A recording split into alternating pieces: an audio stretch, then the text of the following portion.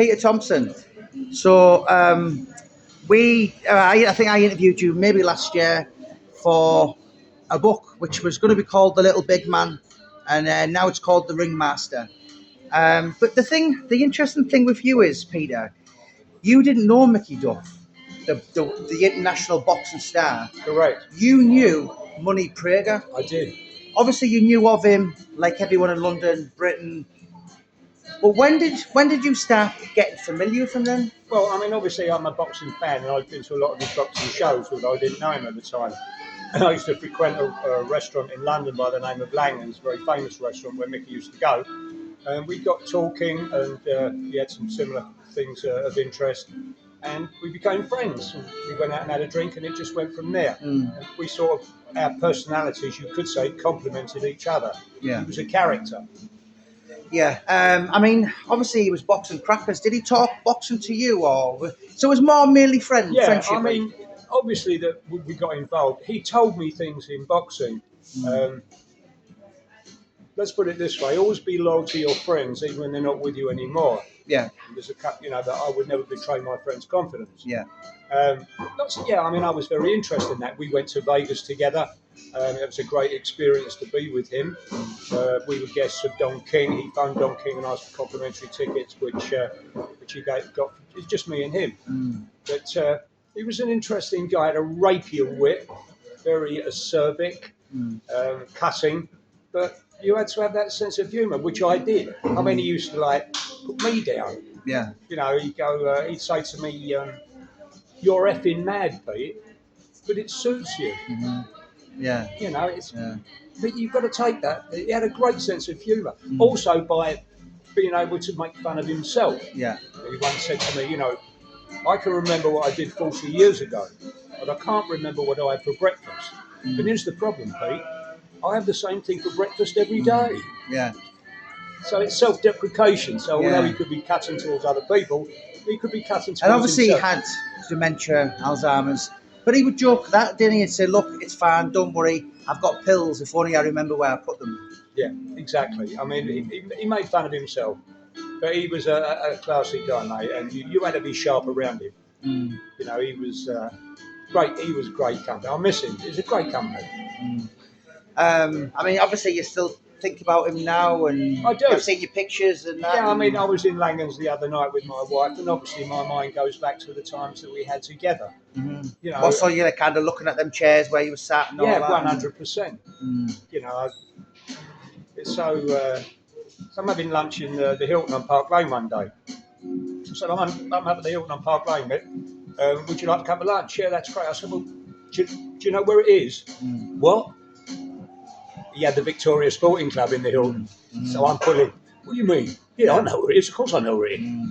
Yeah. Do you know, so many people have said he was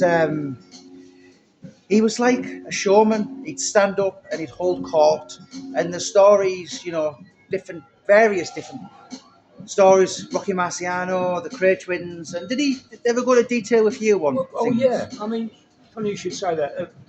We went out for dinner one evening to Italy with. He was with Gloria, I was with my wife, and we're having a meal, and all of a sudden he goes, I used to come here with Frank Sinatra. Really? And then he just goes on and talks about just matter of fact. Yeah. Doesn't elaborate. So it wasn't really name dropping. It was like no, not at all. We don't name drop with me. Yeah. It was just like, I went out with Jamie the other day and had a drink. Yeah, fine. No description or anything. Yeah. I mean, it's fair to say he was kind of lost without boxing, wasn't he? Like you were quite close to him the last 12 to 14 years of his life, I think.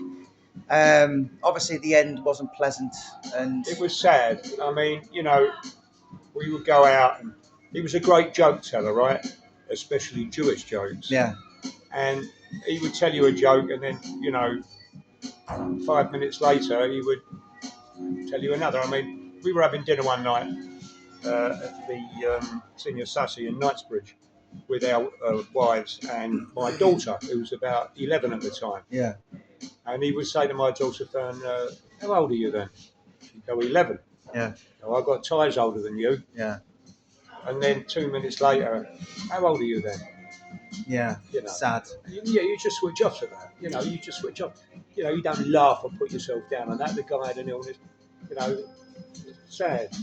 Yeah, I mean, he had such a skillful mind, and I think someone said to me actually, said nobody when he was really compass mentis, he was razor sharp, and he was a skill. He was obviously, to I suppose be slightly aggressive, cocky, cocksure of himself. That was he had to be that way because of the job he did. Absolutely. I mean, here's the story. When we were comped by Don King for the Lennox Lewis Rahman fight, yeah. So that was November 2001. Yeah. So we get the tickets, right? We go to, it was at the Mandalay Bay. We get the tickets on the Thursday or something. So let's go in the arena and see where we're sitting. So we go in there and he goes, these seats are crap.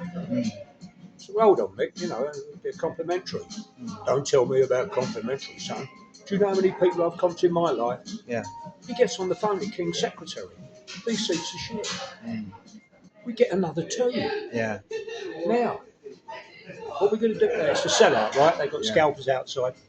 Well, what are we going to do with these 2 tickets, mate? You want me to go out and do something? What do you sell them? No way. No, tear them up, throw them away. Because there probably would have been worth a couple of grand or something, like ringside. He said if they ever got back to Don King, I sold those tickets, my name would be mud in this town. So we could have got a lot of money for that. Yeah. I said, look, I've got experience of doing this, Mick. Yeah. I used to sell tickets for the Beatles and Rolling Stones when I was 13 years old, making money on them. No, throw them away. So you wouldn't entertain the thought? No, not at all. What? No, tear them up. You go. So there's the, he was always, very conscious of money, as you should be. But you've got a situation there where his reputation far outweighed what we could have got for those tickets. Yeah, we got a lot of money for that. Yeah. And your missus was really fond of him as well, wasn't she? Yeah, I mean, and my children. It's a crazy story. I think it was the first night he stayed at my house in Essex, and we're downstairs, my wife and I. My daughter, who must have been about 9 at the time, comes running down the stairs. Here it comes. Mummy, there's a strange man in the toilet, and he's got underpants up to here. Yeah. You've got to laugh, mate, haven't you? Yeah. But he would come round and have dinner with us, and then I remember once him saying to my wife, what are you doing with him? You must have shit in your eyes. Come and run away with me. To which my wife replies, I've got enough with one nutcase, Mickey. I don't need 2. Yeah. True story. I mean, you take it, and my kids were so young, they're like gobsmacked to hear that. And as I said, you knew the person. Not many people knew the man. People knew Mickey Duff. Do you know, it sounds like Mickey Duff and Maurice Prager were different. Yeah, because you were familiar in his circle. Do you know what I mean? Yeah. Because a lot of the things, the jokes, maybe you couldn't get away with them now, but that was his outrageous sense of humour, wasn't it? Of course, especially against his own religion. Yeah.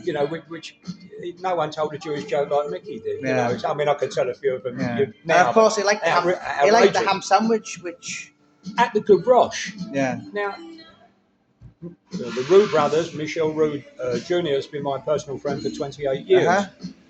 It was the Queen Mother's favourite restaurant. They've all been there. Brad Pitt, Madonna. Madonna went there and had a cheese souffle and a Coca-Cola. Jesus. So we go in there for lunch. Well, what do you want, Mick? Oh, I'll have a ham sandwich. Ham sandwich, mate. It's a Michelin 2-star restaurant. Ham sandwich. So at the end, I said, how was the ham sandwich? Oh, couldn't have done better myself, mate. Yeah. Just like, Yeah, and, it's been 11 years just gone since he's passed, and how should he be remembered? Sorry? How should he be remembered today? Well, for me, I mean, he was very much with my sense of humour and camaraderie. We bounced off each other. We were on a level field. As I say, and sometimes we were Laurel and Hardy, and we took it in turns to be Laurel or indeed Hardy. Yeah. And other people found it also very entertaining. Like we would be in Langer's restaurant and we would invite ourselves to a table and then just go at it. Like people were fascinated by seeing the difference. Yeah. No, I'm thinking as I'm talking to you, and I'm remembering all the times and the laughs. And he was, especially at the Metropolis. Yeah. I saw you. I mean, Yeah. you know, in Bethnal Green Road. It was Yeah. outrageous. You Yeah. know. I mean, that was a strip joint or something, wasn't it? And, Oh yeah. And Yeah. so, It's so tell the story. right. So we've had lunch at Salad Peppy in Knightsbridge, Pavilion Road. I remember it well. So we said, "Oh, come on, Mick, we'll go down to the Metropolis in Bethnal Green Road. We get a cab down there, and you know we're having a drink, and they got the strippers and all that. They go around with the mug, the beer mug, Yeah. to get the pound coins. So, so she comes round for the third time, and Mickey says, "Piss off! I've already given you £2. I'm getting security. Get who you want." Yeah. 2 minutes later, big black bloke appears. You know, right? What one was it? In. Oh, hello, Mr. Duff. Yeah. And then the guy goes and brings all these photos out. He's a boxer. Right. And he wants Mickey to like Yeah. crazy. So basically, that stripper thought, right, I'm going to get you sorted. Yeah, yeah. And the You blood, know. that's exactly how it went. You know, his reaction. Oh, Yeah. hello, Yeah. Mr. Duff. Yeah. Yeah. Yeah. Yeah. Well, listen, I'm going to send you your chapter next week. You're going to read over it, and it's a pleasure. It was nice for a different view. I've got the referees, the commentators, Yeah. the managers, the promoters, but he didn't want anything from you other than your friendship, did he?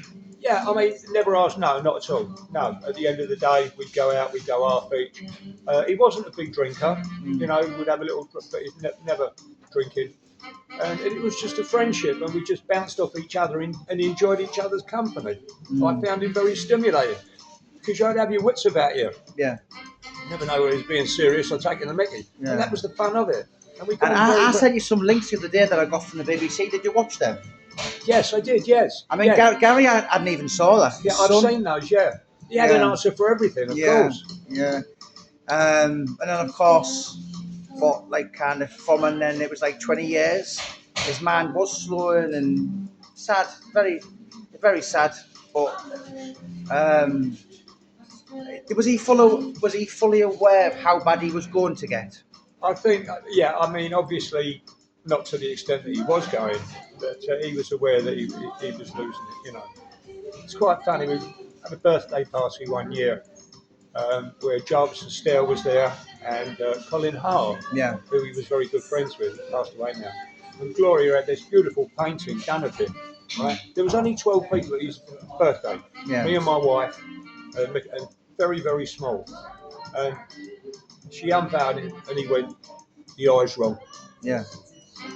So I had to take it back to the artist to get his eye fixed the way he wanted. That's wrong. Sort that out, that eye. Incredible. But yeah, do you know what? Absolute pleasure. And I'll give you the last word, Mickey Duff. Yeah. Well, you know, it's what is it? A Jewishman and an Irishman having a drink. And the Jewish guy goes, look on. Jewish guy goes, what does that mean? It means to life. The Irish guy goes, yeah, I've got a brother doing that. So that was this kind of jokes. Oh, yeah, and all the Jewish jokes. I mean, I don't want to tell it because I might offend Jewish people. But he loved them. You know, he's just so funny. Yeah.